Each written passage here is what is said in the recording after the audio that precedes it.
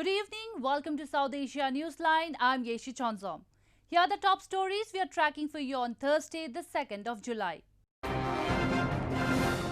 India's first plasma bank for COVID-19 treatment inaugurated in New Delhi.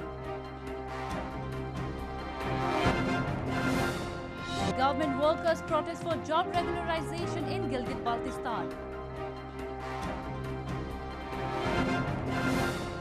And residents clang utensils to drive away locusts in Nepal's Kathmandu. And now for all the details.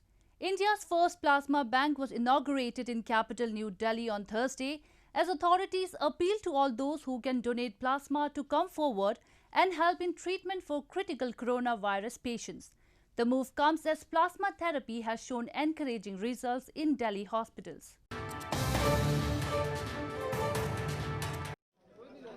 India's first plasma bank was inaugurated in capital New Delhi on Thursday by Chief Minister Arvind Kejriwal as he appealed to all those who can donate plasma to come forward and help in treatment for critical coronavirus patients. The plasma bank has been set up at the Delhi government-run Institute of Liver and Biliary Sciences or ILBS hospital. Delhi remains the third worst hit region in the country with over 89,800 positive cases of coronavirus. In plasma therapy, the antibodies from the recovered person's body are administered into a patient's body. The move comes as convalescent plasma therapy has shown encouraging results in city hospitals. अभी corona का कोई vaccine तो नहीं आया, लेकिन plasma therapy एक तरह से काफ़ी मददगार साबित होती है लोगों को इस बीमारी में। हम ये तो नहीं कहेंगे कि इससे सबको सारी डेथ ज़ीरो की जा सकती है, लेकिन फिर भी हमें उम्मीद है अभी तक जो नतीजे आए हैं प्लाज्मा थेरेपी के कि ये काफ़ी मददगार साबित होती है। और Meanwhile, India's coronavirus infections surpassed 600,000 on Thursday, with 17,834 deaths as authorities battle to contain the pandemic while easing lockdown rules. Despite rising cases, an easing phase called Unlock 2 was announced on Monday, allowing more economic activities to resume. Former US Ambassador to the UN Nikki Haley has hailed India's action to ban 59 apps linked to Chinese firms, including TikTok, and said New Delhi is continuing to show it will not back down from China's aggression.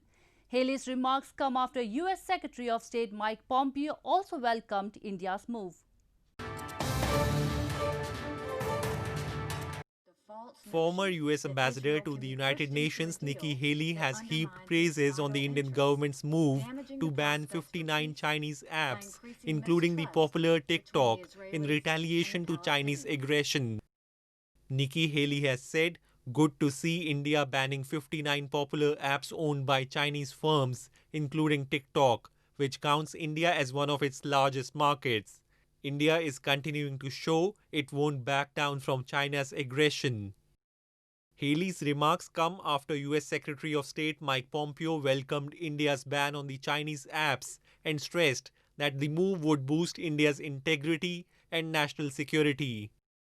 The Indian government on Monday announced that it had decided to block 59 apps, including TikTok, in view of the information available that they are engaged in activities which are prejudicial to sovereignty and integrity of India, defense of India, the security of the state, and public order.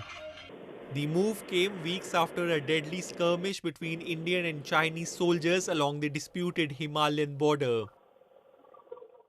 The coronavirus tally in Pakistan reached 217,809 with the detection of 4,339 new cases in the last 24 hours on Thursday.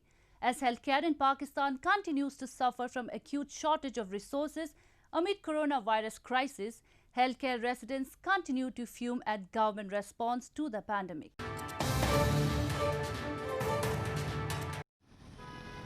Amid coronavirus pandemic, healthcare in Pakistan continues to suffer from coordination challenges and an acute shortage of resources.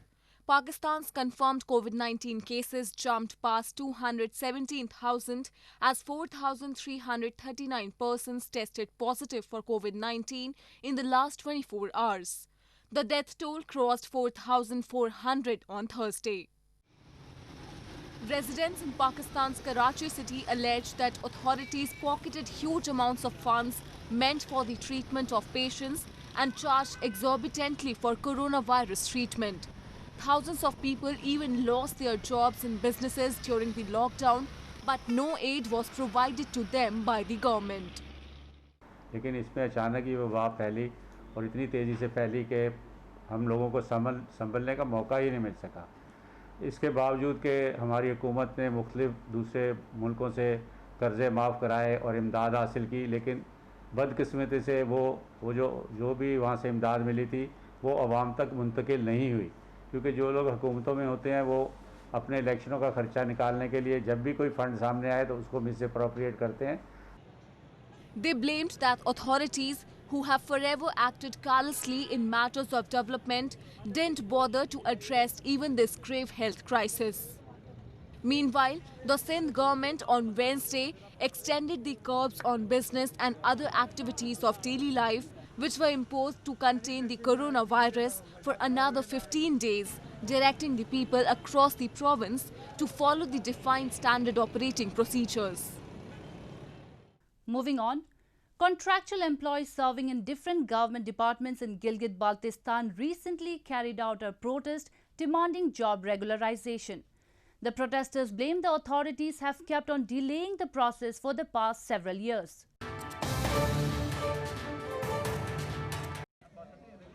Several contractual employees serving in different government departments in illegally occupied Gilgit Baltistan region recently held a protest against a Pakistani establishment seeking regularization of their jobs.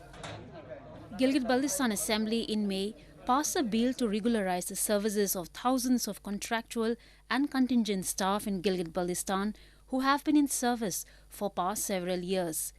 The protesters who gathered outside the Secretariat office, however, blamed the authorities are delaying the process.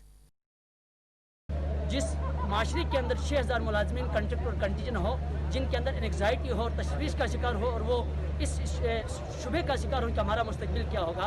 आप वहाँ के इदारों की कारकर्दगी के बारे में बेहतर जान सकते हैं कि इदारों की क्या कारकर्दगी होगी, और इसी वजह से जो हमारे डिपार्टमेंट है वो 5 साल पीछे 10 साल पीछे चले जाते हैं। हम सब का मुतालबा यही है कि हमें फौरी तौर पर रेगुलर किया जाए। न करने की सूरत में हम यहाँ पे इससे भी बढ़कर हम 6000 मुलाजिमीन हैं, हम सारे इकट्ठे होकर एक प्लेटफार्म से जो है ना हम शदीद एहतिजाज करेंगे। Locals and government workers have to often hit the streets to demand even their basic rights. The illegally occupied region has also been swept by a wave of dissent in the last few months due to negligence amid coronavirus pandemic. People have not just been seeking their rights, but challenging the decades-old suppressive status quo. U.S. Secretary of State Mike Pompeo said on Wednesday that the United States correctly handled reported intelligence that Russia was paying bounties to Taliban-affiliated militants to kill U.S. soldiers in terms of the protection of U.S. troops. The United States handled correctly reported intelligence that Russia was paying bounties to Taliban-affiliated militants to kill U.S. soldiers in terms of the protection of U.S. troops, U.S. Secretary of State Mike Pompeo said on Wednesday. However, speaking to reporters, Pompeo did not explicitly confirm the intelligence which has been widely reported in the media, nor did he address whether U.S. President Donald Trump was made aware of it. After Trump initially said he was not briefed on the matter, the White House said Trump was not personally briefed but did not address whether he had received a written report, read it, and why he had not responded more aggressively if so. I can assure you that whatever reporting it is that you're referring to, that we responded in precisely the correct way with respect to making sure that our forces were postured appropriately, that they were aware of the level of the threat, the credibility of the threat, and that we were there. Second, the fact that the Russians are engaged in Afghanistan in a way that's adverse to the United States is nothing new. Pompeo also said that Russia has been acting in ways contrary to US interests in Afghanistan for a decade, including by selling small arms that put US soldiers at a risk. He said it was up to Trump whether to invite Russian President Vladimir Putin to a Group of 7 or G7 summit, saying that Russia caused problems when it was in the group, still presents risks, and he believed it was important to have more frequent dealings with Moscow. In news from Nepal, swarms of locusts invaded Nepal's capital Kathmandu, prompting residents to bang utensils to ward off the crop-destroying swarms. Residents braced themselves after an alert from the authorities and were seen banging utensils to scare away the locusts this week. Swarms of locusts reached Nepal this week and people came out to their rooftops and clanged utensils to scare the locusts away. Locals in Balajutar in capital Kathmandu resorted to the clanging of utensils and tin cans to bursting firecrackers in a bid to chase them away. Nepal reported the first spotting of locusts in some districts bordering India. As it is after 6 decades the locusts entered the Himalayan nation, for many people it was the first encounter with locusts.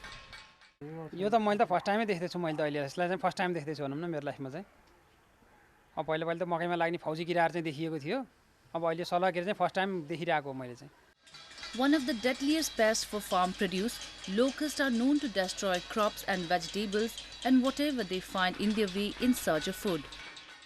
त्यस्तो डर लाग्ने त अब खासै भएन अब सुनिया थियो थाहा भयो थियो नि त अब भनौँ समाचार न्युजहरुबाट पनि थाहा थियो आउँदै छ आछ भन्ने कुरो त्यस्तो डर त भएन हेर्दाखेरि चाहिँ ठ्याक्कै फट्याङ्ग्रो जस्तो आकार हुँदो रहेछ के त्यसको ठुलै साइज त हो आखिर त्यस्तो डर चाहिँ भएन अनुभव चाहिँ A working committee formed by the government of Nepal to study the movement of the locust has claimed that the swarm entered the capital from the southern direction of Kathmandu. The committee has estimated the number of locusts to be over 1,000. Seeing the destruction of crops, various local bodies and organizations have started announcing bounty for the locusts. Sikh devotees marked the foundation day of Akal Takht, the temporal body of Sikhs in India's northern Amritsar city on Wednesday. They offered prayers and sang hymns to mark the occasion.